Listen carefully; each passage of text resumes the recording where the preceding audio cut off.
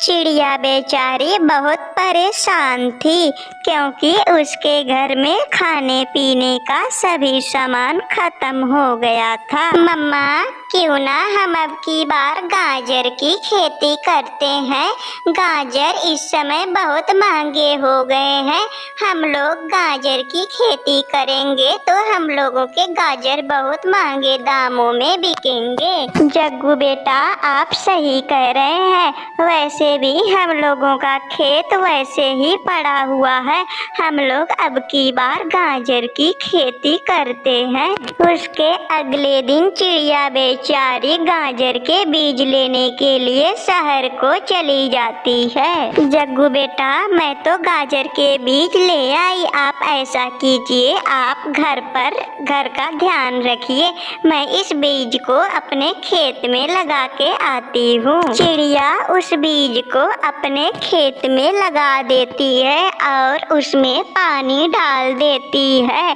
ऐसे में कुछ समय बीत जाते हैं। जग्गू बेटा, आप घर पे रहिएगा, आप बाहर मत निकलिएगा। मैं जरा खेत देखने जा रही हूँ। यह कहकर चिड़िया बेचारी उड़ती उड़ती अपने खेत पहुँच जाती है। अरे, मेरे खेत में तो बहुत सुंदर सुंदर लाल लाल गाजर लगे हुए हैं।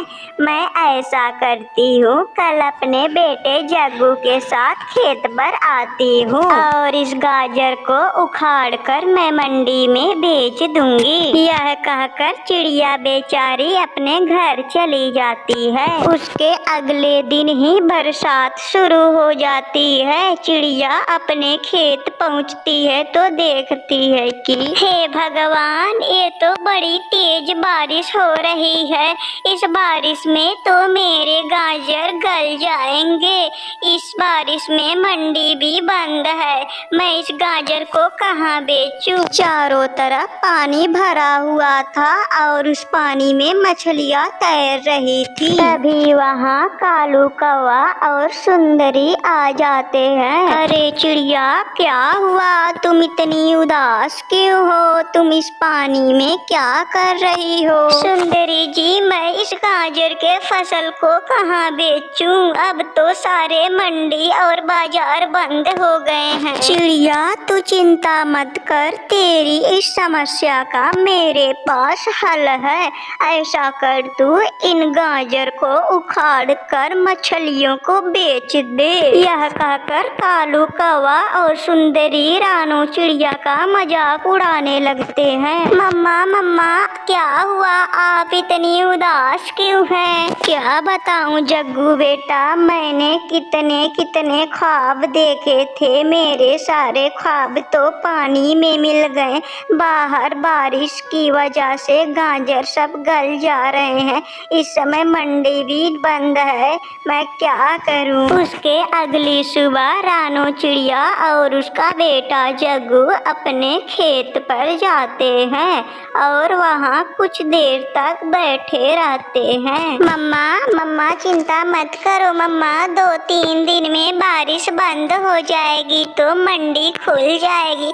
तब हम लोग इसे उखाड़ कर मंडी में बेच आएंगे। उसके तुरंत बाद कबूतर चिड़िया के खेत पर आता है। चिड़िया, मुझे 1 किलो गाजर दे दो। मुझे गाजर का हलवा बनाना है। ए लो 10 रुपए। कबूतर भाई, ए लीजिए अपने गाजर। कबूतर गाजर का पैकेट लेकर अपने घर के लिए निकल जाता है। मम्मा, मुझे एक उपाय सूझा है जिससे हम लोगों की गाजर भी नहीं खराब होगी और हम लोग इस गाजर को बेच भी सकते हैं। हम लोग ऐसा करते हैं कि इन गाजर को छीलकर हम लोग हलवा बनाकर बाजार में बेचते हैं। जग्गू बेटा, आपने तो ये बात बहुत अच्छी कही। हम लोग ऐसा करते हैं, कल ही हम लोग गाजर के हलवा का ठेला लगाते हैं। उसके अगली सुबह चिड़िया गाजर का हलवा बनाना शुरू कर देती है। उसमें पानी चीनी मिलाकर बहुत टेस्टी हलवा बनाती है। मम्मा, बहुत देर हो गई है, हमारे दुकान पे तो कोई ग्राहक नहीं आ रहे हैं। तभी वहाँ मिट्ठू तोता आ जाता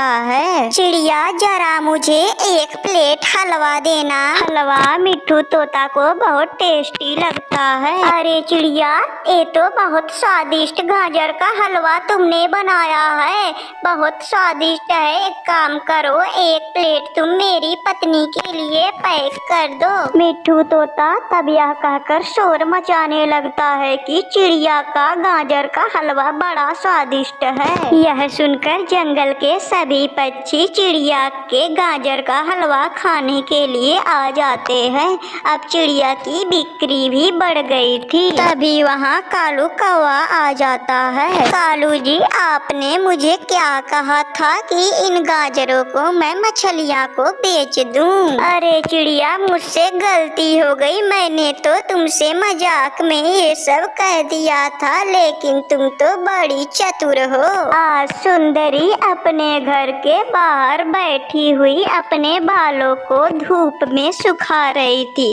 तभी उसके घर के सामने से उड़ता हुआ कबूतर गुजरता है। सुंदरी कहती है कि अरे ओ गंदी आंखों वाले कबूतर, मैंने तुमसे कितनी बार कहा है कि मेरे घर के सामने से तुम मत गुजरा करो, नहीं तो मैं तुम्हारी एक दिन कालू से कहकर तुम्हारे हाथ पैर तुड़वा दूंगी। यह सुनकर कबूतर डर जाता है और वहाँ से जल्दी से चला जाता है। उसके अगले सुबह सुंदरी और कालू कौवा नदी पर बैठकर बातें कर रहे थे। कालू, आज मैंने उस कबूतर को डरा धमका कर भगा दिया। अब उसकी हिम्मत नहीं है कि वह मुझसे टकरा सके। देखो सुंदरी, अगर ऐसे ही तुम सबसे झगड़ा करती रही तो हम लोगों की मुसीबत में कोई साथ नहीं देगा। देख कालू, अब मुझे तू ज्ञान मत दे। वैसे भी तू कभी मेरे अच्छे कामों के लिए कभी तारीफ किया है जो आज करेगा। मिट्ठू तोता अपने घर के बाहर बैठकर टमाटर खा रहा था।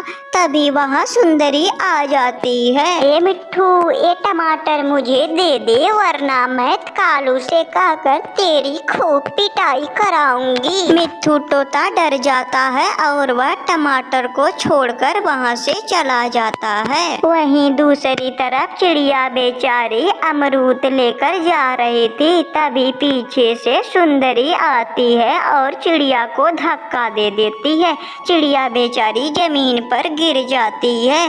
सुंदरी उसके अमरूद को लेकर चली जाती है। ऐसे में कुछ दिन बीत जाते हैं। बारिश का मौसम शुरू हो जाता है और तेज हवाएं चलने लगती हैं। उसी बारिश में सुंदरी के ऊपर एक पेड़ गिर जाता है और सुंदरी की पूंछ उसमें फंस जाती है। अरे कालू जी बचाएं, कालू जी बचाएं, मेरी पूंछ इस पेड़ में दब गई है, मुझे बहुत दर्द हो रहा है। कालू जी कुछ तो कीजिए। सुंदरी, मैं इसे कब से उठाने की कोशिश कर रहा हूँ, लेकिन ये पेड़ बहुत भारी है और ये मुझसे उठ ही नहीं रहा है। कालू जी, जंगल के पक्षी को बुला के जल्दी से लेकर आइए, वे लोग जरूर हमारी मदद करेंगे। तब कालू कौवा उड़ता हुआ चिड़िया के घर जाता है। अरे चिड़िया, मेरी पत्नी सुंदरी के ऊपर एक बहुत बड़ा पेड़ गिर गया है, जल्दी से चलो और उस पेड़ को उठाने में मेरी मदद करो। अरे कालू जी, कौन करेगा सुंदरी की मदद? वे तो बड़ी लड़ाकू है, मैं नहीं जाती उसकी मदद करने। यह कहकर कालू कौवा मिट्ठू तोते के घर जाता है। मिट्ठू भाई जल्दी चलो, मेरी पत्नी सुंदरी के ऊपर एक बहुत बड़ा पेड़ गिर गया है। जल्दी चलो, मेरी पत्नी सुंदरी के ऊपर से पेड़ को हटाने में मेरी मदद करो। अरे कालू भाई, मैं नहीं जाता सुंदरी की मदद करने। पिछली बार उसने मेरे टमाटर को छीन लिया था मुझसे, मैं नहीं करूँगा उसकी मदद। ये सभी बातें सुनकर कालू कौवा बहुत दुखी होता है और वह उड़ते हुए अपने घर के लिए निकल जाता है। सुंदरी, तुम्हारी वजह से जंगल के सभी पक्षी हमारी मदद करने के लिए इनकार कर दिए। मैंने तुमसे कहा था कि जंगल में किसी भी पक्षी को ना परेशान करो और ना ही उनसे झगड़ा करो, लेकिन तुमने मेरी बात नहीं मानी। अच्छा रुको, मैं ही कुछ करता हूँ। जैसे तैसे कर कर कालू कौवा सुंदरी के ऊपर से पेड़ को हटा देता है। अरे सुंदरी, तेरी पूंछ कहाँ गई? तेरी पूंछ तो पेड़ गिरने की वजह से कट गई। इस कहानी से हमें ये सीख मिलती है कि हमें अपने से छोटे को कभी परेशान नहीं करना चाहिए। दोस्तों, अगर ये स्टोरी आपको अच्छी लगी हो तो प्लीज वीडियो को लाइक कीजिए, चैनल को सब्सक्राइब कीजिए, बेल आइकन को जोर से दबाएं जिससे हमारी वीडियो आप तक पहुंच सके। और वीडियो कैसी लगी कमेंट बॉक्स में जरूर बताएं।